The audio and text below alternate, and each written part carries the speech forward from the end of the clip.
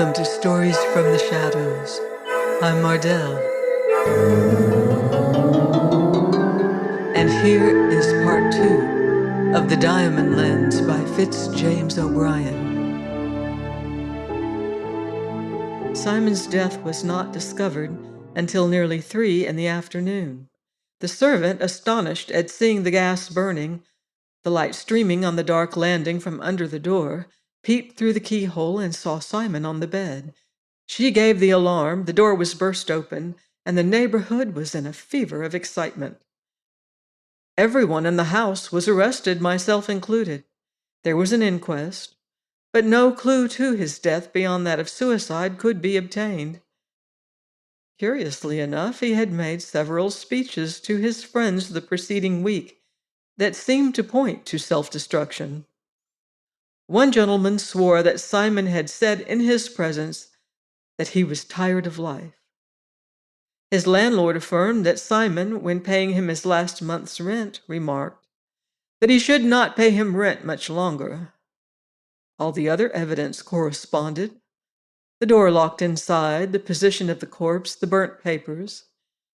As I anticipated, no one knew of the possession of the diamond by Simon, so that no motive was suggested for his murder. The jury, after a prolonged examination, brought in the usual verdict, and the neighborhood once more settled down to its accustomed quiet. The 3 months succeeding Simon's catastrophe, I devoted night and day to my diamond lens. I had constructed a vast galvanic battery composed of nearly 2,000 pairs of plates. A higher power I dared not use, lest the diamond should be calcined. By means of this enormous engine, I was enabled to send a powerful current of electricity continually through my great diamond, which, it seemed to me, gained in luster every day. At the expiration of a month, I commenced the grinding and polishing of the lens, a work of intense toil and exquisite delicacy. The great density of the stone and the care required to be taken with the curvatures of the surfaces of the lens rendered the labor the severest and most harassing that I had yet undergone. At last, the eventful moment came. The lens was completed. I stood trembling on the threshold of new worlds. I had the realization of Alexander's famous wish before me. The lens lay on the table, ready to be placed upon its platform. My hand fairly shook as I enveloped a drop of water with a thin coating of oil of turpentine, preparatory to its examination, a process necessary in order to prevent the rapid evaporation of the water. I now placed the drop on a thin slip of glass under the lens, and throwing upon it, by the combined aid of a prism and a mirror, a powerful stream of light, I approached my eye to the minute hole drilled through the axis of the lens. For an instant I saw nothing, save what seemed to be an illuminated chaos, a vast luminous abyss. A pure white light, cloudless and serene, and seemingly limitless as space itself, was my first impression. Gently and with greatest care, I depressed the lens a few hair's breadths. The wondrous illumination still continued, but as the lens approached the object, a scene of indescribable beauty was unfolded to my view. I seemed to gaze upon a vast space, the limits of which extended far beyond my vision. An atmosphere of magical luminousness permeated the entire field of view. I was amazed to see no trace of animalculous life. Not a living thing, apparently, inhabited that dazzling expanse. I comprehended instantly that by the wondrous power of my lens, I had penetrated beyond the grosser particles of aqueous matter, beyond the realms of infusoria and protozoa, down to the original gaseous globule into whose luminous interior I was gazing, as into an almost boundless dome filled with a supernatural radiance. It was, however, no brilliant void into which I looked. On every side I beheld beautiful inorganic forms of unknown texture and colored with the most enchanting hues. These forms presented the appearance of what might be called, for want of more specific definition, foliated clouds of the highest rarity. That is, they undulated and broke into vegetable formations, and were tinged with splendors compared with which the gilding of our autumn woodlands is as dross compared with gold.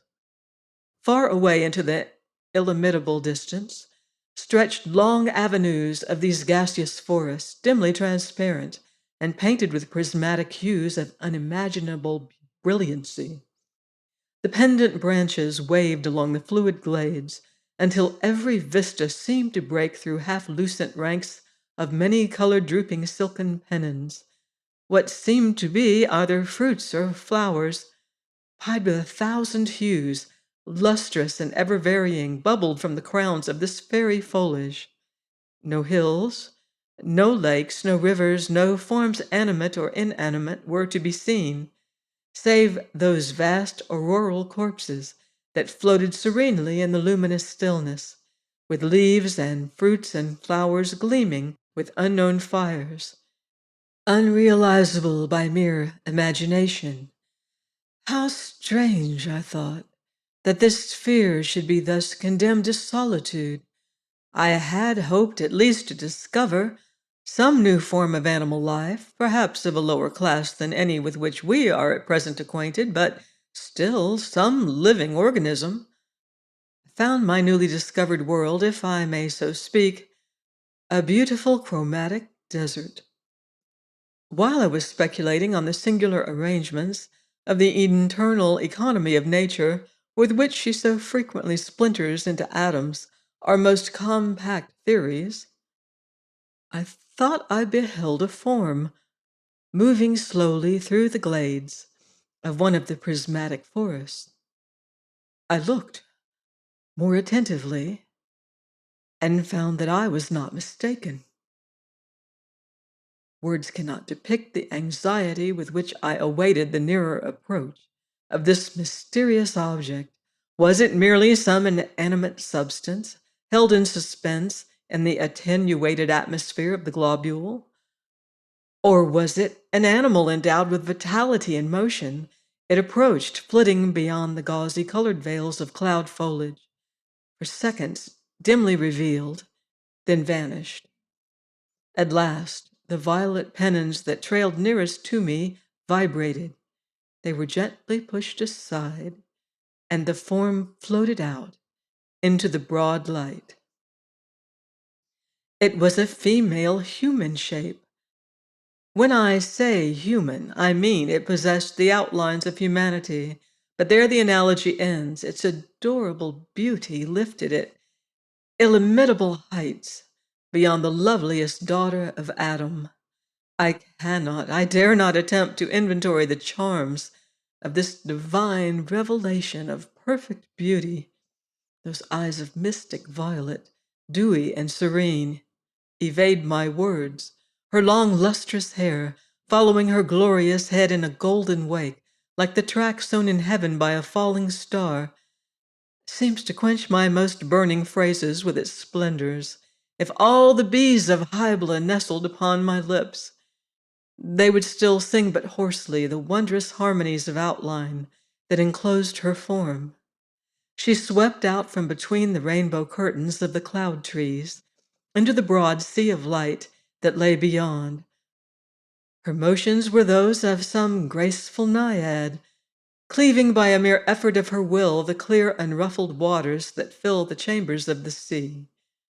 She floated forth with the serene grace of a frail bubble, ascending through the still atmosphere of a June day. The perfect roundness of her limbs formed suave and enchanting curves. It was like listening to the most spiritual symphony of Beethoven, the divine, to watch the harmonious flow of lines This indeed was a pleasure, cheaply purchased at any price. What cared I if I had waded to the portal of this wonder through another's blood? I would have given my own to enjoy one such moment of intoxication and delight. Breathless with gazing on this lovely wonder, and forgetting for an instant of everything save her presence, I withdrew my eye from the microscope eagerly. Alas, as my eye fell on the thin slide that lay beneath my instrument, the bright light from the mirror and from prisms sparkled on a colorless drop of water. There, in that tiny bead of dew, this beautiful being was forever imprisoned. The planet Neptune was not more distant from me than she. I hastened once more to apply my eye to the microscope. Animula, let me now call her by that dear name which I subsequently bestowed on her, had changed her position. She had again approached the wondrous forest and was gazing earnestly upwards. Presently one of the trees, as I must call them, unfolded a long ciliary process with which it seized one of the gleaming fruits that glittered on its summit, and sweeping slowly down, held it within reach of Animula.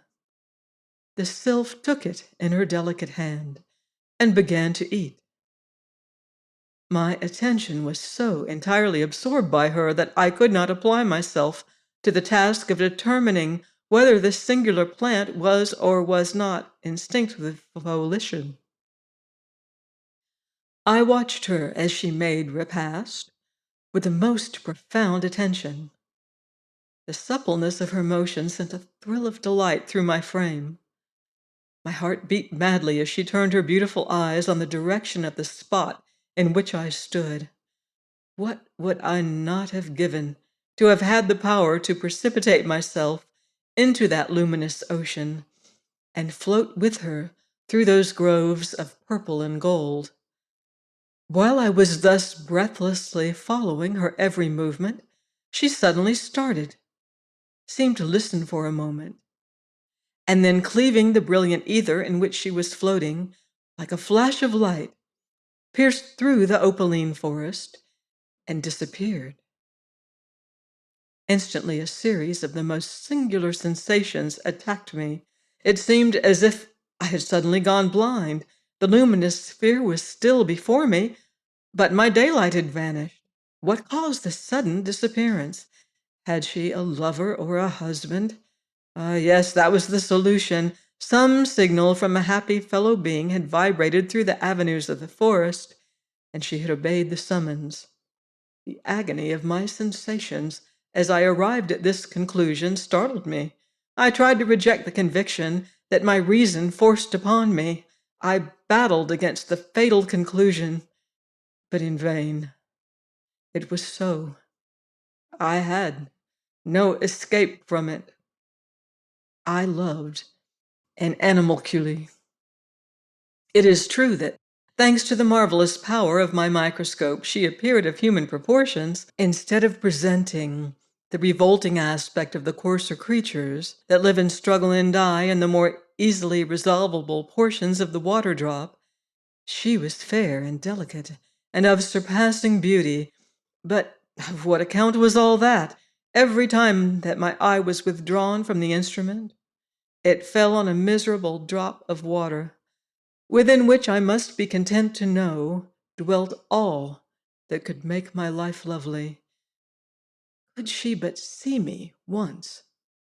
Could I for one moment pierce the mystical walls that so inexorably rose to separate us, and whisper all that filled my soul, I might consent to be satisfied for the rest of my life with the knowledge of her remote sympathy. It would be something to have established even the faintest personal link to bind us together, to know that at times when roaming through those enchanted glades, she might think of the wonderful stranger who had broken the monotony of her life with his presence and left a gentle memory in her heart. But it could not be. No invention of which human intellect was capable could break down the barriers that nature had erected. I might feast my soul upon her wondrous beauty, yet she must always remain ignorant of the adoring eyes that day and night gazed upon her, and even when closed, beheld her in dreams. With a bitter cry of anguish, I fled from the room, and flinging myself upon my bed, sobbed myself to sleep like a child. I arose the next morning almost at daybreak and rushed to my microscope. I trembled as I sought the luminous world in miniature that contained my all. Animula was there. I had left the gas lamp, surrounded by its moderators, burning when I went to bed the night before. I found the sylph bathing, as it were, with an expression of pleasure animating her features in the brilliant light which surrounded her. She tossed her lustrous golden hair over her shoulders with innocent coquetry. She lay at full length in the transparent medium in which she supported herself with ease, and gamboled with the enchanting grace that the nymph Salmacis might have exhibited when she sought to conquer the modest Hermaphroditus. I tried an experiment to satisfy myself if her powers of reflection were developed. I lessened the lamplight considerably. By the dim light that remained, I could see an expression of pain flit across her face. She looked up suddenly, and her brows contracted. I flooded the stage of the microscope again with a full stream of light, and her whole expression changed. She sprang forward like some substance deprived of all weight. Her eyes sparkled and her lips moved. Ah, if silence had only the means of conducting and reduplicating sounds as it does the rays of light, what carols of happiness would then have entranced my ears? What jubilant hymns to Adonis would have thrilled the illumined air? I now comprehended how it was that the Count de Gabalus peopled his mystic world with sylphs, beautiful beings whose breath of life was lambent fire, and who sported forever in regions of purest ether and purest light. The Rosicrucian had anticipated the wonder that I had practically realized. How long this worship of my strange divinity went on thus, I scarcely know. I lost all note of time. All day, from early dawn and far into the night, I was to be found peering through that wonderful lens. I saw no one, went nowhere, and scarce allowed myself sufficient time for my meals. My whole life was absorbed in contemplation, as rapt as that of any of the Romish saints. Every hour that I gazed upon the divine form strengthened my passion, a passion that was always overshadowed by the maddening conviction that, although I could gaze on her at will, she never, never could behold me. At length I grew so pale and emaciated from want of rest and continual brooding over my insane love and its cruel conditions, that I determined to make some effort to wean myself from it. Come, I said, this is at best but a fantasy. Your imagination has bestowed upon Animula charms which in reality she does not possess. Seclusion from female society has produced this morbid condition of mind. Compare her with the beautiful women of your own world, and this false enchantment will vanish. I looked over the newspapers by chance. There I beheld the advertisement of a celebrated danseuse who appeared nightly at Niblo's. The Signorina Caradolci had the reputation of being the most beautiful as well as the most graceful woman in the world. I instantly dressed and went to the theater. The curtain drew up. The usual semicircle of fairies in white muslin were standing on the right toe around the enameled flower bank of green canvas on which the belated prince was sleeping. Suddenly a flute is heard, the fairies start, the trees open, the fairies all stand on the left toe, and the queen enters. It was the signorina. She bounded forward amid thunders of applause, and lighting on one foot remained poised in air. Heavens, was this the great enchantress that had drawn monarchs at her chariot wheels? Those heavy, muscular limbs, those thick ankles, those cavernous eyes, that stereotyped smile. those crudely painted cheeks. Where were the vermeil blooms, the liquid expressive eyes, the harmonious limbs of Animula? The signorina danced. What gross, discordant movements! The play of her limbs was all false and artificial. Her bounds were painful athletic efforts. Her poses were angular and distressed the eye. I could bear it no longer.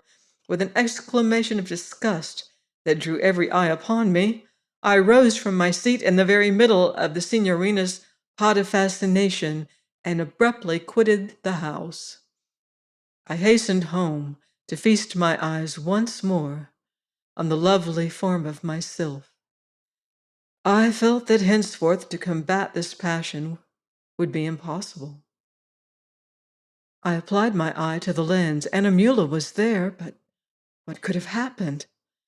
Some terrible change seemed to have taken place during my absence. Some secret grief seemed to cloud the lovely features of her I gazed upon. Her face had grown thin and haggard. Her limbs trailed heavily. The wondrous luster of her golden hair had faded. She was ill. Ill, and I could not assist her. I believe at that moment I would have gladly forfeited all claims to my human birthright if I could only have been dwarfed to the size of an animalcule and permitted to console her from whom fate had forever divided me. I racked my brain for the solution of this mystery. What was it that afflicted the sylph? She seemed to suffer intense pain. Her features contracted, and she even writhed, as if with some internal agony. The wondrous forests appeared also to have lost half their beauty. Their hues were dim, and in some places faded away altogether. I watched Animula for hours with a breaking heart, and she seemed absolutely to wither away under my very eye. Suddenly I remembered that I had not looked at the water drop for several days. In fact, I hated to see it, for it reminded me of the natural barrier between Animula and myself. I hurriedly looked down on the stage of the microscope. The slide was still there, but great heavens, the water drop had vanished. The awful truth burst upon me. It had evaporated until it had become so minute as to be invisible to the naked eye. I had been gazing on its last atom, the one that contained Animula, and she was dying.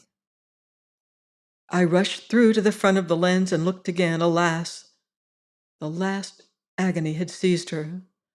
The rainbow-hued forests had all melted away, and Animula lay struggling feebly in what seemed to be a spot of dim light.